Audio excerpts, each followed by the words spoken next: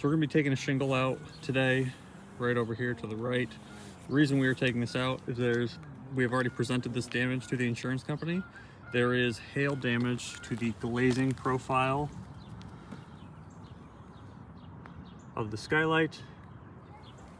We will provide a letter from Velux stating that you cannot make any repairs to a glazing profile of a skylight. Therefore, the whole skylight has to be removed. In order for the skylight to be removed, we have to get into these shingles in order to place ice and water shield, but also Velux has a certain tape that is required to go right here as well. So the shingles have to come out.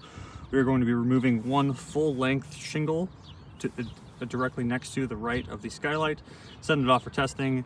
We'll be putting in synthetic felt that has been cut to the size of a shingle in order to minimize the amount of nail holes that are being impacted on the surrounding shingles. And I'll start that now.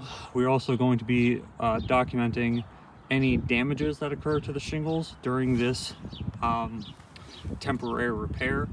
If for whatever reason there are damages before we actually attempt a full repairability test, it'll just further document that this shingle is not repairable, further warranting a full roof replacement. So